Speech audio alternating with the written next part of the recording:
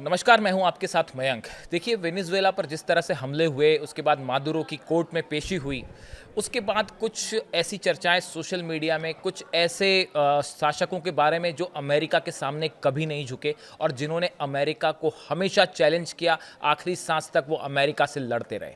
ऐसे में तीन नाम जो सामने आ रहे हैं, मादुरो की तो खैर अभी पेशी हो रही है, मामला आगे चल रहा है। पहला नाम उसमें मादुरो का लिया जा रहा है। एक नाम और ऐसा जो सबके जहन में आ रहा है वो है सद्दाम हुसैन, और तीसरा नाम है गद्दाफी। आज हम इन तीनों के बारे में थोड़ी थोड़ी बात करेंगे कि कैसे ये तीन नेता ऐसे साबित हुए इतिहास में जो कभी अमेरिका के सामने नहीं झुके, और इन तीनों ने ही इजराइल को भी कड़ी चेतावनी दी, इजराइल से भी हमेशा टक्कर ली।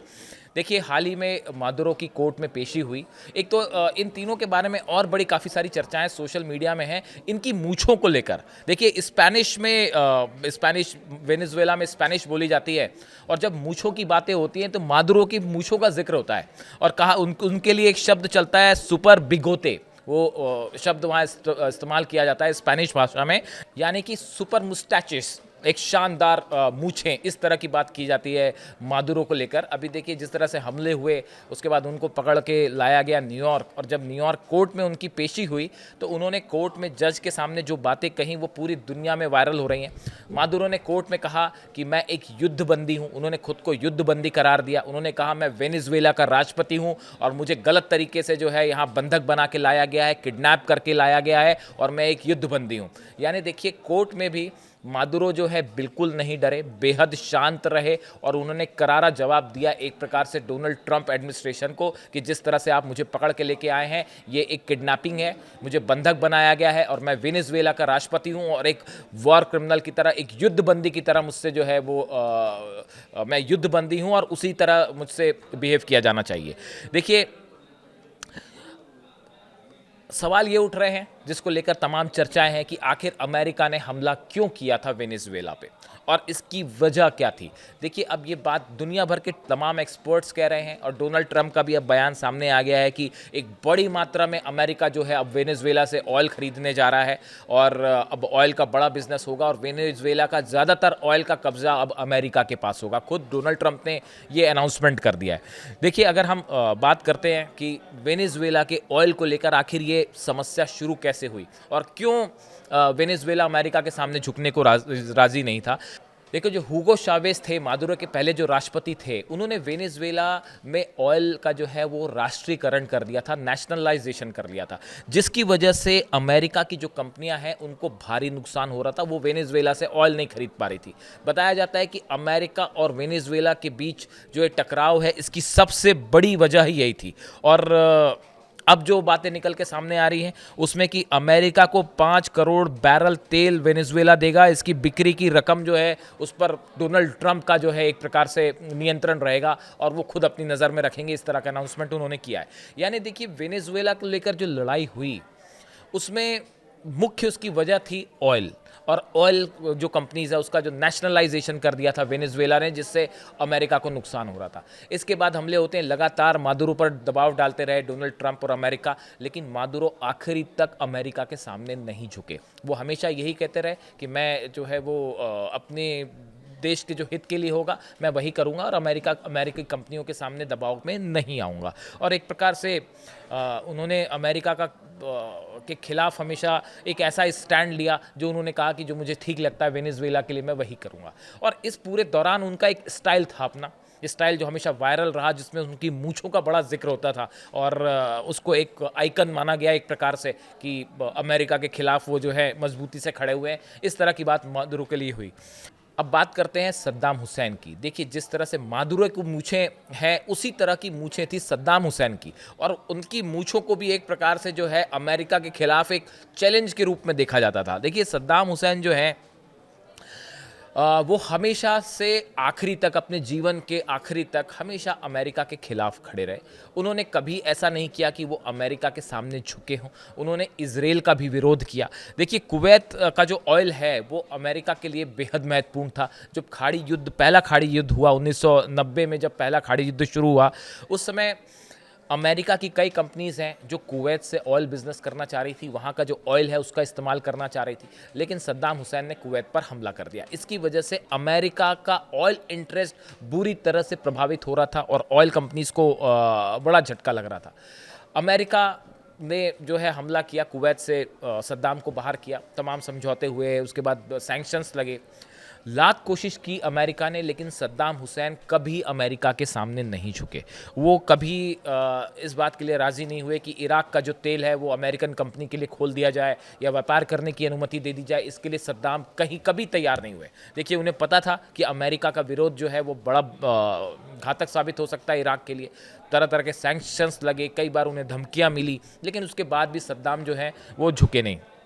उसके बाद देखिए, जिस तरह से 2001 की जब हम बात करें कि सद्दाम पर आरोप लगाए कि वेपन्स ऑफ मास डिस्ट्रक्शन है उनके पास, और उसको लेकर फिर हमले किए गए, और उसके बाद जो है सद्दाम को पकड़ा गया, कोर्ट में उनकी पेशी होती है। देखिए, कोर्ट में भी जो है उनकी बड़ी सारी ऐसी घटनाएं रहीं जिनका बड़ा जिक्र रहा कि कोर्ट में जब जज उनसे कहते हैं कि अपनी सीट पर खड़े हो जाइए, तो सद्दाम ने खड़े होने से मना कर दिया और कहने लगे फैसला सुनाइए। फिर सद्दाम को जब फांसी की सज़ा सुनाई गई तो सद्दाम वहाँ पे हंसने लगे कोर्ट में सबके सामने। उसकी तस्वीरें जब बड़ी ज़्यादा जो है वायरल हुई और एक प्रकार से कहा गया कि सद्दाम आखिरी मोमेंट तक बेखौफ रहे।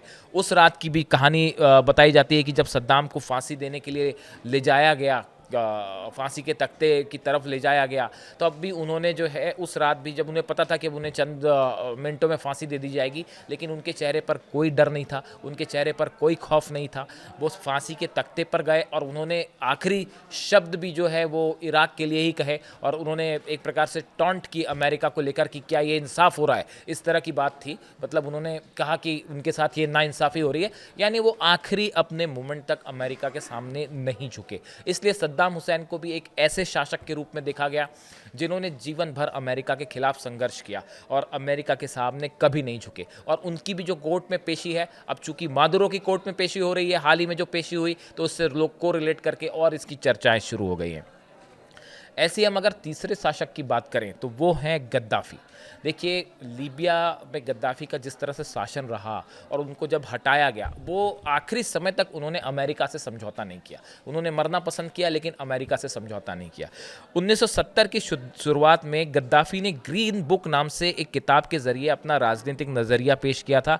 इसके तहत इस्लामी समाजवाद को वो प्राथमिकता देना चाह रहे थे। आर्थिक संसाधनों को राष्ट्रीय अधिकरण में लेने का ऐलान उन्होंने कर दिया था। देखिए, फिर से इस बात को समझना होगा, वो चाहते थे गद्दाफ़ी कि एक इस्लामिक सोशलिज़म चाहते थे वो, कि एक इस्लामी समाजवाद की स्थापना हो लीबिया में। उन्होंने जितने इकोनॉमिक रिसोर्सेस थे उनका नेशनलाइजेशन कर दिया था। किस तरह? जैसे कि ह्यूगो शावेज़ ने वेनेजुएला में किया, मादुरो ने उसका समर्थन किया, जैसे कि इराक़ में सद्दाम हुसैन ने किया, अमेरिका उनके खिलाफ भी लड़े। और इसी तरह से गद्दाफ़ी ने भी लीबिया के जितना ऑयल है, जितना बिजनेस है, इकोनॉमिक रिसोर्सेस है, सबका नेशनलाइजेशन कर दिया था। यानी कि सिर्फ लीबिया की कंपनियां ही वहां से तेल निकालेंगी, उसको बेचेंगी। और ये बड़ी वजह थी, माना जाता है, अमेरिका और लीबिया के बीच टकराव की, गद्दाफ़ी को हटाने के बीच। देखिए, हालांकि कई घटनाएं बीच में हुई, जैसे जर्मनी की राजधानी बर्लिन में एक क्लब में जो धमाका हुआ था, वहां पे अमेरिकन सैनिक भी जाया करते थे। इस धमाके का आरोप लीबिया के एजेंट्स पर लगा था। अमेरिका ने हमले के लिए लीबिया को जिम्मेदार ठहराया, और उसके बाद जो है आरोप लगे कि लीबिया के कुछ लोग एजेंट्स इसमें शामिल थे, उन पे आरोप भी लगे। लीबिया ने, गद्दाफ़ी ने उन्हें सौंपने से मना कर दिया। इसके बाद लीबिया पर जो है वो एयर स्ट्राइक भी की गई थी और काफ़ी लोगों की मौत भी हुई, लेकिन गद्दाफ़ी जो है वो अपनी बात से पीछे नहीं हटे। फिर काफ़ी आगे जाके फिर 2 लोगों को सौंपा गद्दाफ़ी ने, उसमें से एक को बाद में बरी भी कर दिया गया। ये एक वजह थी जिसमें जर्मनी और नेटो फोर्सेस और आमने सामने आ गए थे गद्दाफ़ी। लेकिन उसकी बात करें 2011 की बात करें, जब हटाया गया गद्दाफ़ी को, उस समय की बात है कि 30 अप्रैल को नेटो की जो एयर फोर्स है, इसने ट्रिपोली में गद्दाफ़ी पर के काफ़िले पर हमला किया। और हमला करने के बाद जो उनके छोटे बेटे हैं सैफ अल अरब और 3 पोते इसमें मारे गए। इस हमले में गद्दाफ़ी को भी निशाना बनाया गया, लेकिन वो बच गए थे। उसके बाद की कुछ दिनों की बात है कि गद्दाफ़ी जो है वो अपने कर्नल गद्दाफ़ी जो हैं वो अपनी गाड़ियों में काफ़िले के साथ गुज़र रहे थे, और इस दौरान जो है उनके गाड़ियों के काफ़िले पर हमला किया गया और उसमें गद्दाफ़ी के बेटे की भी मौत हो गई।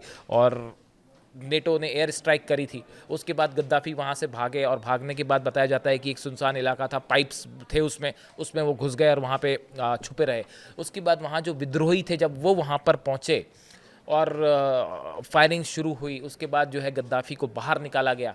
और बाहर निकालने के बाद भी देखिए गद्दाफ़ी अपने आखिरी मोमेंट पर भी उन्होंने यही कहा कि ये क्या हो रहा है, मतलब आखिरी समय तक वो अमेरिका के सामने झुकने को राज़ी नहीं हुए। अगर गद्दाफ़ी चाहते अमेरिका से समझौता कर लेते और शायद उनको उनके खिलाफ जो हिंसा हुई वो नहीं होती। सद्दाम चाहते अमेरिका से दोस्ती कर लेते, उनके खिलाफ जो हुआ वो नहीं होता। मादुरो चाहते अमेरिका से दोस्ती कर लेते तो उनको इस तरह से वेनेजुएला में ऑपरेशन करके नहीं हटाया जाता। लेकिन ये तीनों लोग ऐसे रहे जो अपने जीवन के आखिरी समय तक, मादुरो तो अभी ऑफकोर्स ज़िंदा हैं और उनके ऊपर जो है केस चलेगा, उसमें भी उन्होंने खुद को युद्धबंदी करार देकर एक बड़ा गेम खेल दिया है कि अब उनके साथ शायद वो सब ना हो पाए जो सद्दाम के साथ हुआ।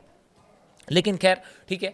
लेकिन सोशल मीडिया में जिस तरह से चर्चाएं हो रही हैं उसमें ये कहा जा रहा है कि ये तीन नेता ऐसे रहे, मादुरो, सद्दाम हुसैन और कर्नल मुअम्मर गद्दाफ़ी, जिन्होंने आखिरी तक अमेरिका के सामने नहीं झुके और अपने ही देश के लिए आखिरी तक अब काम में लगे रहे। इसको लेकर, इस वीडियो को लेकर आपकी क्या राय है? इन तीनों के बारे में, तीनों नेताओं का हमने जिक्र किया, इनके बारे में आप क्या सोचते हैं? ज़रूर कमेंट करके बताइए। Thank you so much.